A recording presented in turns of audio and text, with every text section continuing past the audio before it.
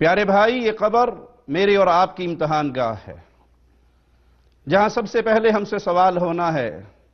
دفنانے کے بعد فرشتے آئیں گے، اٹھا کر بٹھائیں گے، سوال کریں گے، من ربک، تیرا رب کون ہے؟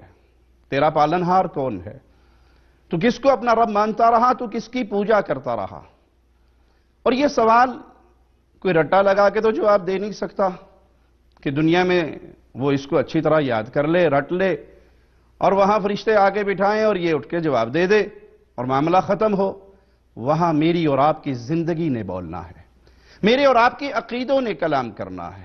ہم اس دنیا میں کس کو اپنا رب مانتے رہے، کس کی پوجا کرتے رہے، کس کی عبادت کرتے رہے، اور وہاں جواب دو ہی ہوں گے۔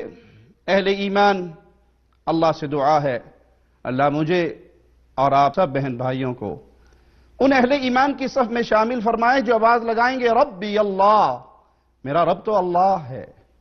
میں اللہ کو جانتا تھا، میں اللہ کو مانتا تھا، میں نے اللہ کا تعارف حاصل کیا تھا، مجھے رب کا کلام سننے پڑھنے کو ملا تھا جس میں مالک نے کہا تھا، افحسبتم انما خلقناکم عبثا وانکم الینا لا ترجعون۔ مجھے یقین کامل تھا میں نے لوٹ کر اپنے رب کی طرف جانا ہے، میں نے اپنے رب کو پہچانا تھا۔ اور کچھ بدنصیب ایسے ہوں گے، اللہم لا تجعلنا منہم ولا معاہم ولا فیہم، اللہ مجھے اور آپ کو ان میں شامل نہ فرمائے جو کہیں گے ہاں لا ادری، میں تو جانتا ہی نہیں، میں نے تو وہی کہا جو میں نے لوگوں سے سنا۔ تو پیارے بھائی، اس زندگی کو غنیمت جانیے اور اپنے رب کو پہچانیے۔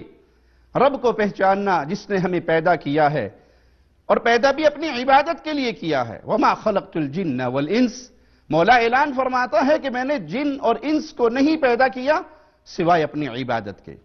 تو جس نے اس زندگی میں اپنے خالق مالک رازق کو پہچان لیا وہ کامیاب ہو گیا۔